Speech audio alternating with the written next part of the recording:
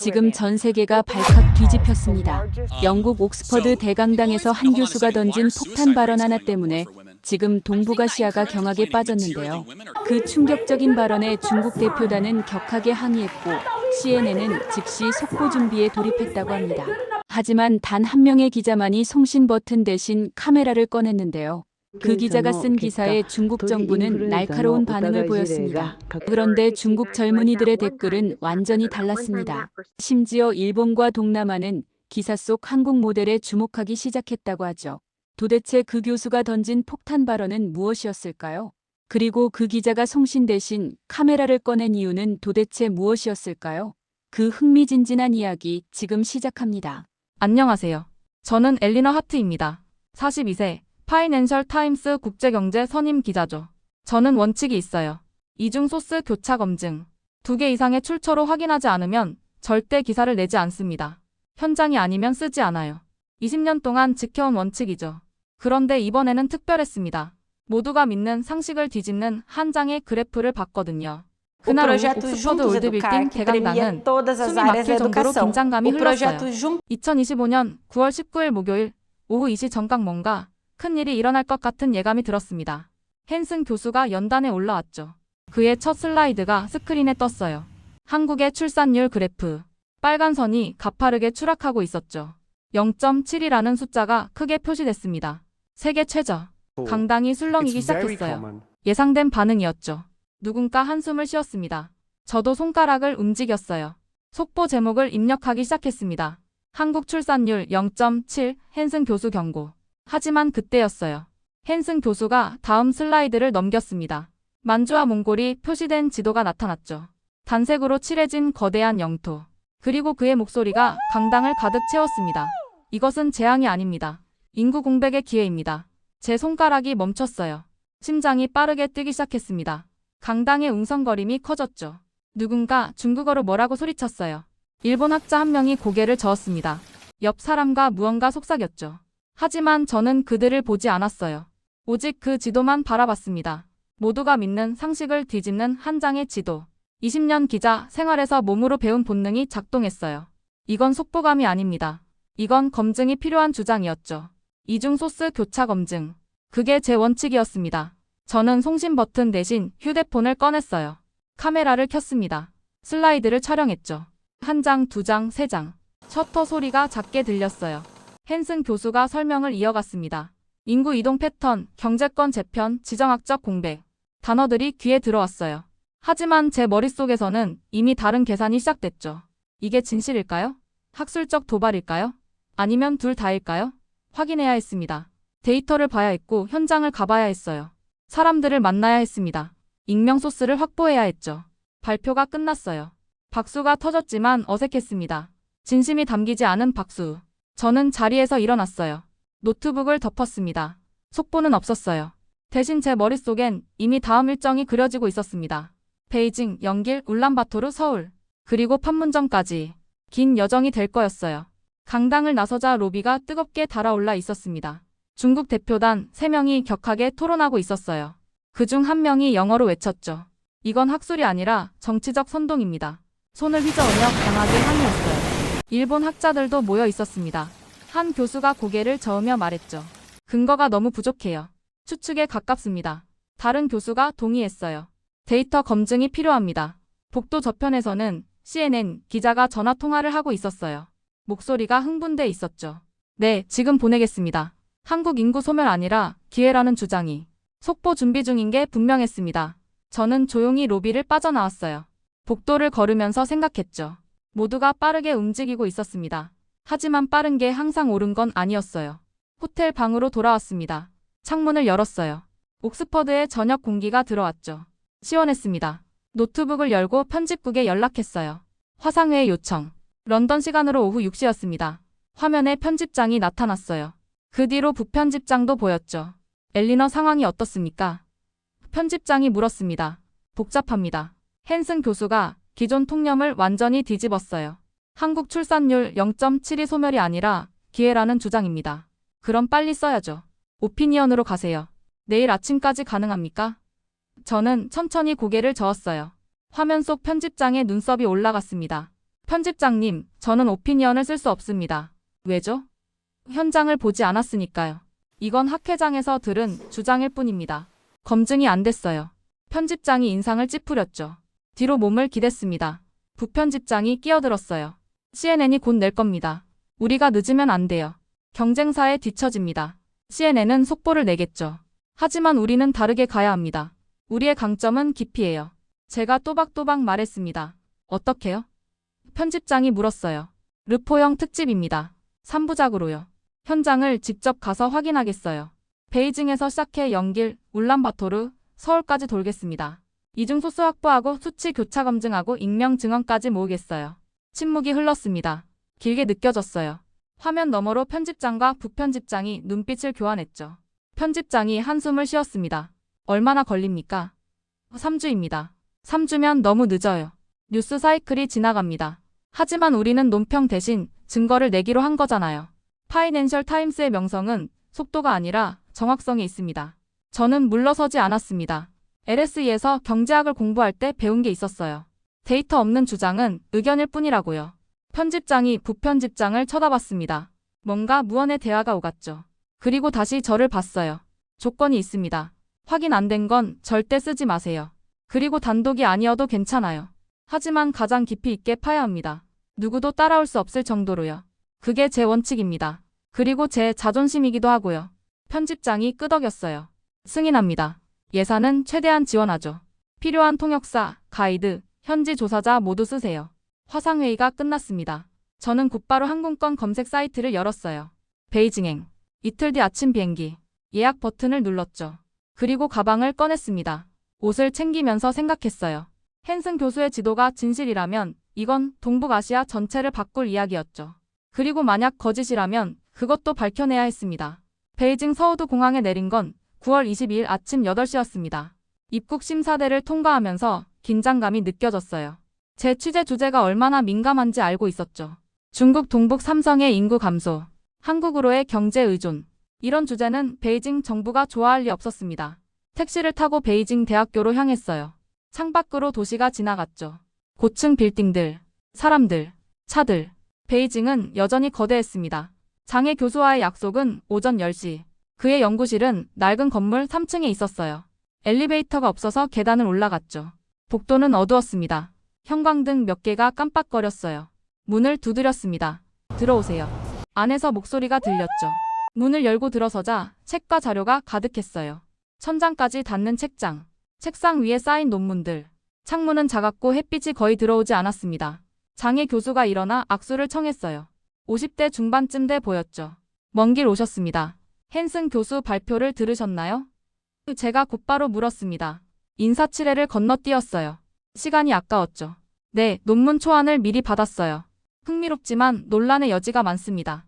그가 컴퓨터를 켰습니다. 오래된 모니터가 천천히 불을 밝혔어요. 파일을 열었죠. 동북 삼성 인구 감소 데이터를 보여드리겠습니다. 공식 통계예요. 그래프가 화면에 나타났습니다. 지난 10년간 꾸준한 하락세. 랴오닝성, 지린성, 헤이룽 장성.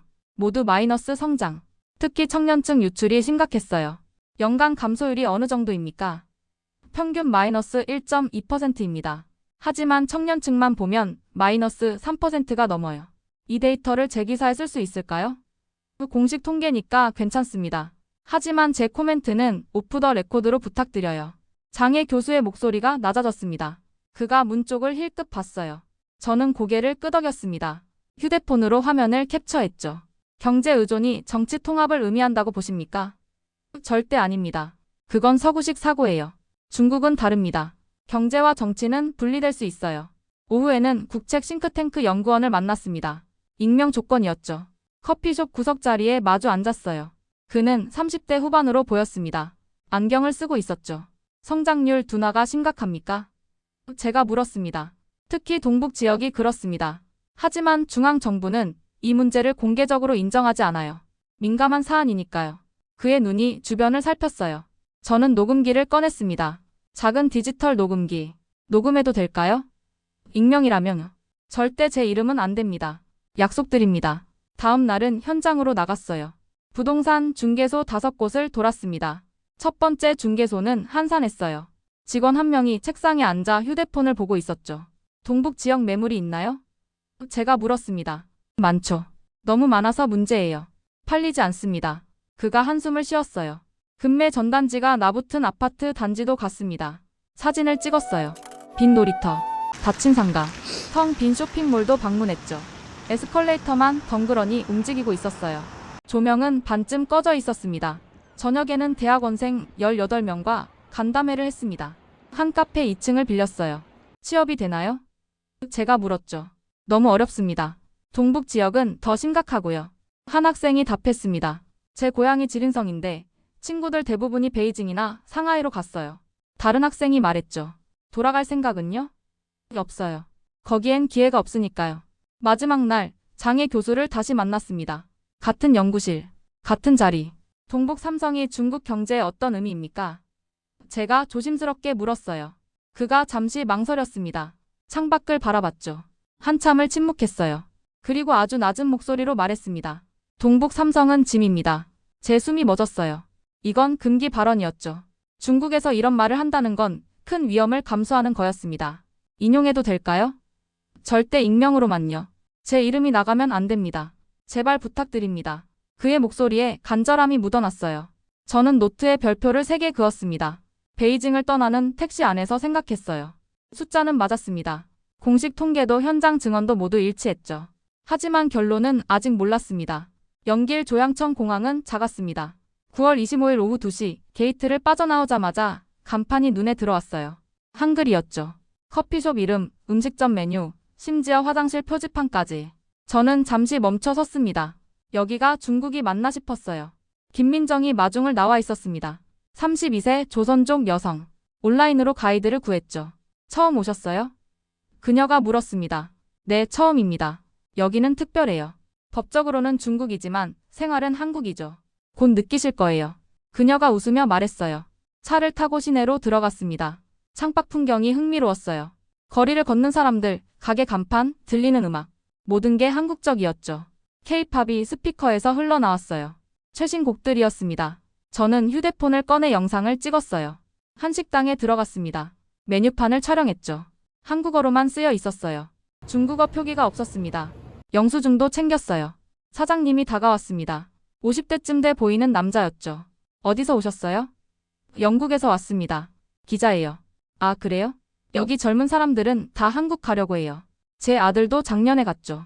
왜 그럴까요? 여기 남을 이유가 없으니까요. 기회가 없어요. 베이징 가봤자 외지인 취급받고요. 다음날 연변대학교를 방문했습니다. 캠퍼스가 넓었어요. 나무가 많았죠. 교수 한 분과 학생 18명을 회의실에서 만났습니다. 둥그렇게 앉았어요. 졸업 후 계획이 어떻게 되나요? 제가 물었습니다. 한 학생이 손을 들었어요. 저는 한국 기업에 취직하고 싶어요. 삼성이나 LG요. 면접 준비 중입니다. 베이징은 생각 안 해봤나요? 다른 학생이 고개를 저었습니다. 경쟁이 너무 심해요. 그리고 우리를 외지인으로 봐요. 차별도 있고요. 한국은 다른가요? 네, 거기선 조선족을 같은 민족으로 봐요. 훨씬 편하죠. 교수가 서류를 꺼냈습니다. 취업 통계입니다. 한국이나 한국 기업을 선호하는 비율이 72%예요. 작년 통계입니다. 저는 자료를 받아 사진을 찍었어요. 출처를 메모했죠. 저녁에 김민정과 강가를 걸었습니다. 해가 지고 있었어요. 하늘이 붉게 물들었죠. 당신은 왜 아직 여기 있나요? 제가 물었습니다. 김민정이 잠시 말을 멈췄어요. 생각하는 것 같았죠. 가족 때문이에요. 부모님이 연세가 많으셔서요.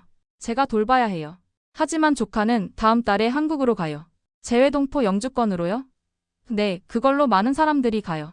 제 친구들도 대부분 갔고요. 연간 10만 명은 될 거예요. 저는 메모했습니다. 확인이 필요한 숫자였어요. 다음 날 편의점 3곳을 돌았습니다. 마지막 편의점 점주와 이야기를 나눴죠. 사업은 어때요? 제가 물었습니다. 점점 어려워져요. 젊은 사람들이 떠나니까요. 손님이 줄어들어요. 가게를 나서는데 한 소녀가 할머니 손을 잡고 걷고 있었어요. 10살쯤 돼 보였습니다. 소녀가 할머니에게 말했죠. 할머니, 저는 여기선 외지인이었어요. 학교에서 친구들이 그렇게 불렀어요. 하지만 엄마가 그랬어요. 한국에 가면 환영받을 수 있대요. 그 말이 제 가슴에 꽂혔습니다. 연기를 떠나는 비행기 안에서 생각했어요. 이건 단순한 이주가 아니었죠. 정체성의 귀환이었습니다. 울란바토르 칭기스 도착한 공항은 바람이 세게 불었습니다. 9월 28일 기온이 낮았어요. 가을이 빠르게 찾아오고 있었죠. 공항을 나서자 광활한 하늘이 펼쳐졌습니다. 먼지가 날렸어요. 바트 교수가 마중을 나왔죠. 몽골 국립대학교 경제학과 교수. 50대 초반으로 보였습니다. 환영합니다. 한국 기업들이 여기서 뭘 하는지 직접 보여드리죠. 말로만 들으면 믿기 어려울 겁니다. 우리는 SUV를 타고 외곽으로 나갔어요. 도로 상태가 좋지 않았죠. 포장이 안 된 구간도 많았습니다. 먼지가 창문에 부딪혔어요. 40분쯤 달렸을까? 거대한 크레인들이 보이기 시작했습니다. 하나, 둘, 셋, 10개가 넘었어요. 포스코 제철소였습니다. 2022년부터 가동 중입니다. 고용 인원이 3,000명이 넘어요. 몽골인이 대부분이고요. 바트 교수가 설명했죠. 저는 창밖을 바라봤습니다. 크레인 숲, 소음, 먼지. 하지만 활기가 느껴졌어요. 뭔가 만들어지고 있었습니다. 차에서 내렸어요. 사진을 찍었습니다. 작업자들이 움직이고 있었죠.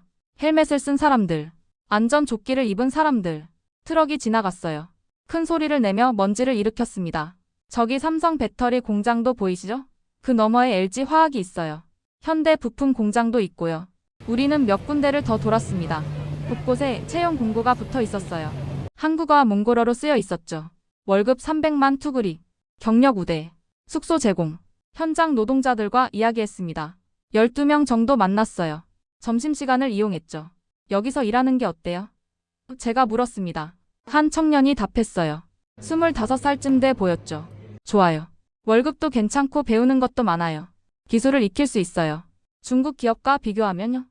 한국 기업이 훨씬 나아요. 대우가 다르죠. 중국 기업은 좀 거칠어요. 다른 노동자가 끼어들었습니다. 일본 기업도 있긴 한데 한국 기업만 못해요. 승진도 느리고요. 다음날 바트 교수 연구실을 방문했습니다. 국립대학교 캠퍼스는 조용했어요. 설문조사 결과를 보여드리겠습니다. 그가 문서를 펼쳤죠. 영어로 번역된 자료였습니다. 청년의 74%가 한국을 선호합니다. 일본은 12%, 중국은 8%예요. 나머지는 기타 국가고요. 이 자료 출처가 어디죠? 국립대학교 사회조사연구소입니다. 작년 7월에 실시했어요. 표본은 1,500명입니다. 저는 연구소에 전화를 걸어 확인했습니다. 번호를 받아 직접 통화했어요. 숫자가 일치했습니다. 저녁에는 외교부 고위 관계자를 만났죠. 비공개 미팅이었습니다. 호텔 로비 구석 자리. 그는 정장을 입고 있었어요. 60대쯤 돼 보였습니다. 히토류 광산 개발권 경쟁을 기억하십니까? 그가 낮은 목소리로 물었어요. 주변을 살피며 말했죠. 들었습니다. 2020년이었죠? 맞습니다. 중국이 강하게 압박했어요. 경제 지원을 미끼로 내걸었죠. 하지만 우리는 한국 컨소시엄을 선택했습니다. 이유가 뭡니까? 신뢰할 수 있었으니까요. 중국은 약속을 지키지 않는 경우가 많아요. 하지만 한국은 달랐죠. 그리고 그가 잠시 멈췄습니다. 더 작은 목소리로 말했어요. 한국군 기지 협의도 진행 중입니다. 제 심장이 빠르게 뛰었어요. 이건 큰 뉴스였습니다. 확정된 겁니까? 아니요, 아직 협의 단계예요. 하지만 가능성은 있습니다. 양국 모두 이익이 되니까요. 저는 노트에 적었습니다. 조건부 단독. 이중 소스 확보 전에는 쓸 수 없는 내용이었어요. 울란바토르를 떠나기 전 바트 교수가 말했습니다. 경제로 시작해 문화로 굳어지고 안보로 봉인되는 거예요. 그게 이 관계의 본질입니다. 단계적으로 진행되죠. 그 말이 모든 걸 설명하는 것 같았어요. 서울 인천공항에 도착한 건 10월 2일 아침이었습니다. 날씨가 맑았어요. 하늘이 푸르렀죠. 공항 철도를 타고 시내로 들어갔습니다. 서울은 활기찼어요. 사람들이 많았죠. 빠르게 움직였습니다. 종로 외교부 청사. 박민수 차관보와의 약속은 오후 2시였어요. 청사 로비에서 신분증을 제시했습니다. 방문증을 받았죠. 7층 회의실로 안내됐어요. 복도가 길었습니다. 양쪽에 사무실이 있었죠. 박민수 차관보가 회의실 문을 열고 나왔습니다. 50대 중반. 정장 차림. 먼 길 오셨습니다. 그가 악수를 청했어요. 헨슨 교수 발표 후 현장을 돌아봤습니다. 베이징, 연길, 몽골까지요. 들었어요. 우리 쪽에서도 관심 있게 지켜보고 있습니다. 그가 미소 지었죠. 회의실로 들어갔습니다. 타원형 테이블, 의자 8개, 4단계 로드맵이라는 게 있다고 들었습니다. 저는 직접적으로 물었어요. 돌려 말할 시간이 없었죠. 박민수 차관보의 표정이 굳어졌습니다. 잠시 침묵이 흘렀어요. 그가 창밖을 바라봤습니다. 그리고 서류 가방을 열었어요. 비공식 문서입니다. 외부 유출은 안 됩니다. 하지만 보여드릴게요. 어차피 곧 공개될 내용이니까요. 파일을 꺼내 테이블 위에 놓았습니다. 두께가 상당했어요. 1단계는 2024년부터 2030년까지예요. 연변과 몽골에 투자를 집중합니다. 인프라, 산업, 교육 분야죠. 제가 메모하기 시작했습니다. 2단계는 2031년부터 2040년. 인구 유입이 본격화됩니다. 조선족과 몽골 인재를 적극 유치해요. 재외동포 정책을 대폭 강화하고요. 구체적인 숫자가 있나요? 연간 15만 명 목표입니다. 10년이면 150만 명이죠. 3단계는요? 2041년부터 2050년. 북한의 단계적 개방과 협력입니다. 경제 교류부터 시작하는 거죠. 개성공단 같은 모델을 확대하고요. 북한이 응할까요? 상황에 달렸습니다. 하지만 가능성은 있어요. 북한도 경제가 필요하니까요. 마지막 4단계는요? 2051년부터 2060년. 경제연 방역 네트워크 구축입니다. 홍콩 모델을 참조했어요. 명목상 주권은 존중하되 실질적 경제권은 통합하는 겁니다. 화폐, 관세, 이동의 자유까지요. 저는 문서를 자세히 봤습니다. 워딩을 대조했어요. 페이지를 넘겼죠. 이 내용 인용해도 될까요? 조건이 있습니다. 직접 인용은 사전 합의가 필요해요. 그리고 익명 처리로 부탁드립니다. 제 이름이 나가면 안 돼요. 다음 날은 정부청사 브리핑룸이었습니다. 국책연구원 2명, 통계청 1명, 산업부 실무자 2명, 총 5명이 모였어요. 100브리핑. 익명이 조건이었죠. 투자 규모가 얼마나 됩니까? 제가 물었습니다. 국책연구원 1명이 답했어요. 현재까지 약 3조 원입니다. 향후 5년간 10조 원 추가 예정이에요. 주로 인프라와 산업 분야에 집중하고요. 저는 2개 라인으로 확인했습니다. 외교부와 산업부. 숫자가 일치했어요. 통계청 관계자가 추가 자료를 줬습니다. 인구 유입 시나리오별 추정치입니다. 보수 중도 낙관으로 나눴어요. 마지막 미팅에서 박민수 차관보가 말했습니다. 강요가 아니라 선택으로 판을 바꾸는 겁니다. 그게 이 전략의 핵심이에요. 힘으로 밀어붙이면 반발만 생기니까요. 저는 그 문장에 밑줄을 그었어요. 서울에서의 사흘. 퍼즐 조각들이 맞춰지기 시작했습니다. 10월 4일 저는 판문점에 있었습니다. 국방부 예비역 대령이 안내를 맡았어요. 60대 초반. 군인 특유의 자세. 최근 몇 년간 변화가 있습니다. 그가 말했죠. 우리는 전망대로 올라갔습니다. 계단이 가팔랐어요. 숨이 찼죠. 전망대에는 망원경이 3대 설치돼 있었습니다. 북측 경계 태세가 예전과 다릅니다. 느슨해졌어요. 확실히 변했죠. 어떻게 아십니까? 여러 징후가 있어요. 순찰 빈도가 줄었고 탈북자 증가 추세로도 알 수 있죠. 작년 대비 30% 늘었어요. 저는 망원경으로 북쪽을 바라봤습니다. 고요했어요. 건물들이 보였죠. 낡아 보였습니다. 사람은 거의 안 보였어요. 타이밍의 창이라는 표현을 쓰던데요. 제가 물었습니다. 맞습니다. 지금이 아니면 기회가 없을 수도 있어요. 상황은 계속 변하니까요. 북한 내부도 불안정하고요. 그의 목소리가 무겁게 가라앉았습니다. 다음 날은 서울대 인구연구소였어요. 최 교수와 연구팀 3명이 기다리고 있었죠. 회의실 벽에는 대형 모니터가 걸려 있었습니다. 시뮬레이션을 준비했습니다. 여러 시나리오로 돌렸어요. 화면에 그래프가 떴습니다. 이건 출산율만 고정한 경우예요. TFR 0.7이 지속된다고 가정했죠. 보시다시피 인구가 계속 감소합니다. 2060년에는 3천만 명대로 떨어져요. 빨간 선이 가파르게 내려가고 있었어요. 이건 출산율이 1.0으로 회복된 경우입니다. 그래도 감소하죠. 주황색 선. 여전히 하락세. 이건 2주 변수를 넣은 경우입니다. 연간 10만 명 유입을 가정했어요. 파란 선이 나타났습니다. 완만하게 상승했어요. 그리고 이건 북한 변수까지 포함한 상한 시나리오예요. 2050년 이후 북한 인구 2천만 명 중 절반이 경제권에 편입된다고 가정했죠. 녹색 선이 가파르게 올라갔습니다. 1억 7천만 경제권. 가능합니까? 제가 물었어요. 최 교수가 신중하게 답했습니다. 상한 시나리오로는 가능합니다. 하지만 극단적 가정이 포함돼요. 모든 조건이 완벽하게 맞아떨어져야 하죠. 출산율 회복, 2주 유입, 북한 개방 모두요. 확률은요? 60% 정도로 봅니다. 낙관적이지만 불가능하진 않아요. 하지만 하한 시나리오도 있어요. 그럼 5천만도 안 됩니다. 저는 그래프를 자세히 봤습니다. 가정치를 보여주세요. 하나하나 다요. 최 교수가 다른 화면을 열었어요. 파라미터들이 나열돼 있었죠. 출산율 회복 속도 연 0.05 상승. 2주 유입 규모 연 15만 명. 북한 개방 시점 2045년. 경제권 편입률 50%. 이 숫자들의 민감도는요? 매우 높습니다. 하나만 어긋나도 결과가 크게 달라져요. 예를 들어 2주가 10만 명이 아니라 5만 명이면 전체 결과가 3천만 명 차이 나요. 저는 노트북에 하나하나 정리했습니다. 기사에 쓸 때 이 가정들을 명확히 밝히겠습니다. 독자들이 오해하지 않도록요. 꼭 그렇게 해주세요. 오해의 소지가 크니까요. 언론에서 숫자만 따서 쓰면 큰 문제가 생겨요. 연구소를 나서면서 생각했습니다. 낙관도 냉소도 아닌 확률로 말하기. 가능성 60%. 완벽한 확신은 아니었지만 근거는 충분했어요. 베이징부터 연길, 몽골, 서울, 판문점까지. 현장을 받고 숫자를 확인했고 사람들을 만났습니다. 이제 쓸 시간이었어요. 런던으로 돌아온 건 10월 7일 아침이었습니다. 히드로 공항. 피곤했어요. 3주 동안 4개 도시를 돌았죠. 시차 적응도 안 됐지만 곧바로 편집국으로 갔습니다. 사무실 책상에 앉았어요. 커피를 한 잔 마시고 키보드에 손을 올렸습니다. 화면이 깜빡였죠. 첫 번째 기사. 제목은 베이징의 균열이었어요.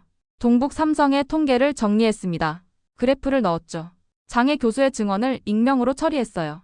한 베이징 대학 교수는 동북 삼성을 짐이라고 표현했다. 직접 인용 부호를 쓰지 않았습니다. 간접 팝업으로 풀어 썼어요. 부동산 침체 현장 사진을 넣었습니다. 금매 전단지, 텅 빈 쇼핑몰. 이틀 밤을 새웠어요. 편집장이 중간 점검을 했죠. 좋습니다. 계속하세요. 10월 11일 금요일 아침 첫 기사가 나갔습니다. 반응은 즉각적이었어요. 편집국 전화가 쉴 새 없이 울렸죠. CNN에서 연락이 왔습니다. 중국 외교부에서도 전화가 왔어요. 항의였죠. 두 번째 기사 작업에 곧바로 들어갔습니다. 연길과 몽골 사람들의 선택. 김민정의 증언을 넣었어요. 소녀의 말도 인용했죠. 한 10살 소녀는 할머니에게 한국에 가면 환영받을 수 있다고 말했다. 몽골 청년 74% 선호도 통계를 그래프로 만들었습니다. 색상을 신중하게 골랐어요. 바트 교수의 말을 마지막 문장으로 썼습니다. 경제로 시작해 문화로 굳어지고 안보로 봉인된다는 한 몽골 교수의 분석은 이 관계의 본질을 보여준다. 10월 13일 일요일에 두 번째 기사가 발행됐습니다. 반응이 더 뜨거웠어요. 소셜미디어에서 확산됐죠. 세 번째 기사가 가장 어려웠습니다. 서울의 로드맵. 4단계 계획을 자세히 썼어요. 하지만 조심스럽게 표현했죠. 한국 정부 관계자에 따르면이라는 문구를 썼습니다. 직접 인용은 피했어요. 판문점 현장 묘사를 넣었습니다. 북측 경계가 느슨해진 징후가 관찰된다. 인구 시뮬레이션 그래프도 실었어요. 가정치를 명확히 표기했습니다. 이 모든 시나리오는 특정 조건이 충족될 때만 가능하다. 출산율 회복, 이주 유입, 북한 개방이 동시에 일어나야 한다. 단서를 여러 번 달았어요. 10월 15일 화요일 마지막 기사가 나갔습니다. BBC에서 연락이 왔어요. 패널 출연 요청이었죠. 수요일 저녁 방송. 월스트리트 저널도 인터뷰를 요청했습니다. 목요일 아침. 중국 관영지가 비난 기사를 냈어요.